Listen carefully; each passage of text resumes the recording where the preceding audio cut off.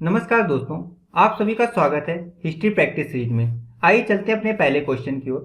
निम्नलिखित में से किसे महापाषाण मेगालिथ कहा जाता था? हमारे ऑप्शंस हैं गुफा, कब्र, मंदिर, उपकरण। तो इस क्वेश्चन का जो सही आंसर है वो हमारा ऑप्शन नंबर 2, कब्र को क्या कहा जाता था? महापाषाण या मेगालिथ कहा जाता था। अब ये आकार में कैसे होते थे, आइए ये भी जान लेते हैं, और कहाँ ये पाए गए ये भी जान लेते हैं।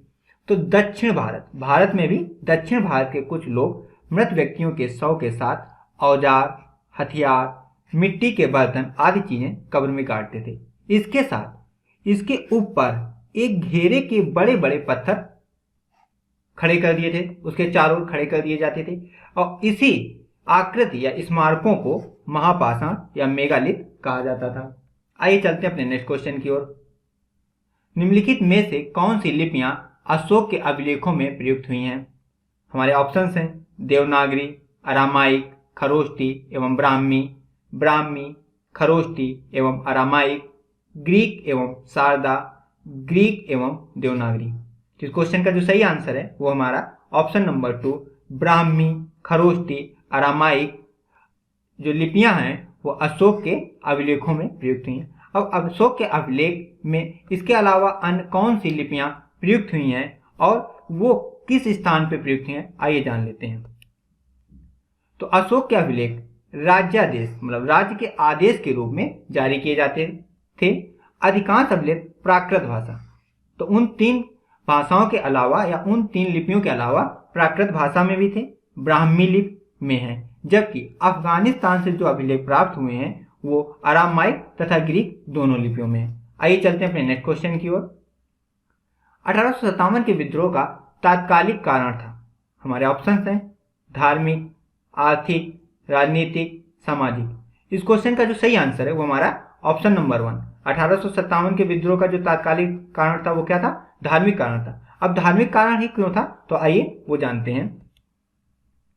तो 1857 के विद्रोह का तात्कालीन कारण धार्मिक था, जैसा कि हमने क्वेश्चन में बताया। अब ऐसा क्यों था ये जान लेते हैं। उस समय नई एल्फिन राइफल का प्रयोग होने लगा था, और जो उसमें कारतूस प्रयोग होते थे उनके खोल पर, जो उनका खोल होता था उस पर गाय और सुअर की चर्बी का प्रयोग किया जाता था।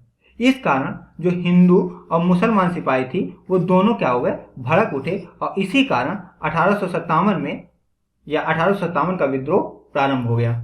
आइए चलते हैं अपने नेक्स्ट क्वेश्चन की ओर।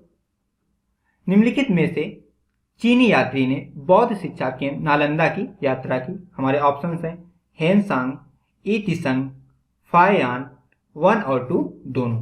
तो इस क्वेश्चन का जो सही आंसर है वो हमारा है ऑप्शन नंबर 4, 1 और 2 दोनों। मतलब हेनसांग और ईतिसंग दोनों ने बौद्ध शिक्षा केंद्र नालंदा की क्या की? यात्रा की। अब हेनसांग ने यात्रा की तो क्यों की, या ईतिसंग ने यात्रा की तो इसने क्या बोला, आइए वो भी जान लेते हैं। हेनसांग नालंदा में पढ़ने के लिए एवं भारत से बौद्ध ग्रंथ बटोर कर ले जाने के लिए आया था। तो हेनसांग क्यों आया था? तो पढ़ने और बौद्ध ग्रंथ बटोर कर ले जाने के लिए आया था। जबकि ईतिसंग ने यह बताया कि जो नालंदा विश्वविद्यालय का जो भरण पोषण होता था वो 200 गांवों के राजस्व से होता था। आइए चलते हैं अपने नेक्स्ट क्वेश्चन की ओर। ब्रिटिश सरकार द्वारा बंगाल के विभाजन को किस वर्ष रद्द किया गया? हमारे ऑप्शंस हैं 1907, 1911, 1915, 1935। इस क्वेश्चन का जो सही आंसर है वो हमारा है ऑप्शन नंबर 2, 1911 में बंगाल विभाजन को रद्द कर दिया गया। आइए जब ये बंगाल विभाजन रद्द किया तो अन्य कौन से राज्य बने वो जान लेते हैं। तो ब्रिटिश सरकार ने 1911 में, जैसे कि क्वेश्चन में बताया, बंगाल विभाजन को रद्द कर दिया गया। अच्छा, बंगाल विभाजन जो किया गया था वो पश्चिमी और पूर्वी बंगाल में किया गया था, जिनको फिर से क्या किया गया? मिला दिया गया। इस तथा बिहार और उड़ीसा 2 अलग प्रांत बना दिए गए। आइए चलते हैं अपने नेक्स्ट क्वेश्चन की ओर। सत्यशोधक समाज ने संगठित किया बिहार में आदिवासियों के उन्नयन का एक आंदोलन, गुजरात में मंदिर प्रवेश का एक आंदोलन, महाराष्ट्र में एक जाति विरोधी आंदोलन, पंजाब में एक किसान आंदोलन। इस क्वेश्चन का जो सही आंसर है वो हमारा है ऑप्शन नंबर 3, महाराष्ट्र में एक जाति विरोधी आंदोलन। अब यह जानते हैं कि जो सत्यशोधक समाज थी उसकी स्थापना किसने की थी और किन किन उद्देश्यों के लिए की थी, आइए देखते हैं। तो ज्योतिबा फुले ने 1873 में, तो यहाँ पे जो सन है वो 1873 में सत्यशोधक समाज की क्या की थी, स्थापना की थी और महाराष्ट्र में एक जात विरोधी आंदोलन प्रारंभ किया था। ज्योतिबा फुले के बाद साहूजी महाराज ने इसे आगे बढ़ाया या इस सत्यशोधक समाज को आगे बढ़ाया। अब सत्यशोधक समाज क्या क्या विरोध करता था या किन किन चीजों का विरोध करता था, तो उसने मूर्ति पूजा, कर्मकांड, पुजारियों के वर्चस्व, पुनर्जन्म और स्वर्ग के सिद्धांतों का क्या किया, विरोध किया। आइए चलते हैं अपने नेक्स्ट क्वेश्चन की ओर। महाराष्ट्र के किस समाज सुधारक को लोकहितवादी उपनाम से जाना जाता था? यह भी क्वेश्चन महाराष्ट्र से। अभी हमने जैसा कि पिछले क्वेश्चन में देखा कि ज्योतिबा फुले जो थे, जिन्होंने सत्यशोधक समाज की स्थापना की थी, उन्होंने जो अपना आंदोलन चलाया था वो भी महाराष्ट्र से चलाया था। अब यहाँ पे इस क्वेश्चन का जो सही आंसर होगा वो क्या होगा? हमारे ऑप्शन है, पहले वो देखते हैं। ज्योतिबा फुले, गोपाल हर देशमुख, दादा भाई नौरोजी, बाल शास्त्री। तो इस क्वेश्चन का जो सही आंसर है वो हमारा है गोपाल हर देशमुख, ना कि ज्योतिबा फुले। आइए गोपाल हर देशमुख को लोकहितवादी उपनाम से क्यों जाना जाता है देखते हैं। महाराष्ट्र में नई शिक्षा, सामाजिक सुधारों के प्रवक्ता गोपाल हर देशमुख थे और गोपाल हर देशमुख आगे चलकर लोकहितवादी उपनाम से विख्यात हुए। इन्होंने क्या क्या काम किए? तो इन्होंने मानवतावादी, आधुनिक मानवतावादी, धर्मनिरपेक्षता के मूल्य के आधार पर भारतीय समाज के पुनर्गठन के लिए क्या की, वकालत की। आइए चलते हैं अपने नेक्स्ट क्वेश्चन की ओर। बनारस में केंद्रीय हिंदू विद्यालय की स्थापना किसके द्वारा की गई? हमारे ऑप्शंस हैं एनी बेसेंट, मदन मोहन मालवीय, दयानंद सरस्वती, बाल गंगाधर तिलक। तो इस क्वेश्चन का जो सही आंसर है वो हमारा ऑप्शन नंबर 1 एनी बेसेंट ने केंद्रीय हिंदू विश्वविद्यालय की स्थापना कहाँ की? बनारस में की।